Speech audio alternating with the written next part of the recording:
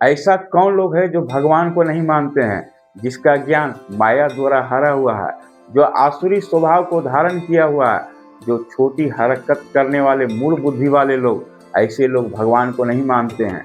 जो स्वयं को कर्ता मानते हैं, छोटी छोटी हरकतें करते हैं, गलत कामों में लिप्त रहते हैं, ऐसे लोग भगवान को नहीं मानते हैं। क्या आप ऐसा करते हैं? आप उनके कहे अनुसार चलते हैं? आप अच्छे कर्म करते हैं? अगर आप ऐसा नहीं करते हैं तो आपको खुद के अंदर झांकने की जरूरत है। 4 तरह के लोग होते हैं जो कृष्ण को मन में रखते हैं। पहला है उत्तम कर्म करने वाले, दूसरा है जो दुनिया से लगाव रखते हैं, तीसरा है जो दुखों से बचना चाहते हैं, चौथा है जो ज्ञानी, जो कृष्ण को भजते हैं। अगर आप भी कृष्ण को भजते हैं तो यह जानने का कोशिश कीजिए कि आप किस श्रेणी में आते हैं।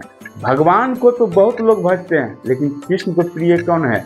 कृष्ण कहते हैं कि हे अर्जुन, जो एक ही भाव से अनंत प्रेम द्वारा हमें भजते हैं, वह ज्ञानी भक्त हमें अति प्रिय है।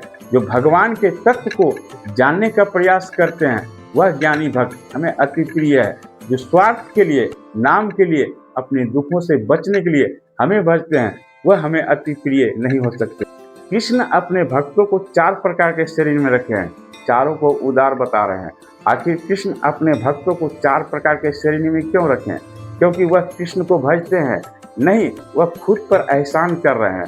कम से कम वह कृष्ण तक पहुंचने का प्रयास तो कर रहे हैं, लेकिन कृष्ण तक वही पहुंचते हैं जो ज्ञानी व्यक्ति होते हैं, जो कृष्ण के तत्व को जानना चाहते हैं। कृष्ण कहते हैं कि जो ज्ञानी व्यक्ति होते हैं वे साक्षात मेरा ही स्वरूप है, वे मन वचन बुद्धि से मुझ में स्थित है।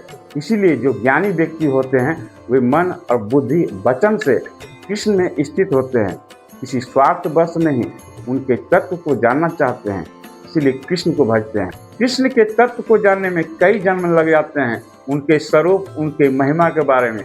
एक ही जन्म में कृष्ण के तत्व को जानना बहुत ही असंभव है। कई जन्मों के बाद जब आप कृष्ण के तत्व को जान जाते हैं तो इस प्रकार के व्यक्ति को कृष्ण ज्ञानी महापुरुष बताते हैं। कृष्ण ये भी बताते हैं कि इस प्रकार के ज्ञानी महापुरुष मिलना बहुत ही असंभव है। यदि आप इस जन्म में कृष्ण के तत्व को जानने का प्रयास कर रहे हैं, यदि आप सफल नहीं होते हैं तो फिर अगले जन्म में इसी संस्कार के साथ आप प्रयास करने में लग जाते हैं। इसी प्रकार से सिलसिला लगातार चलते रहने से एक दिन आप कृष्ण के तत्व को, उनके महिमा के बारे में, उनके ज्ञान के बारे में आप जान जाते हैं।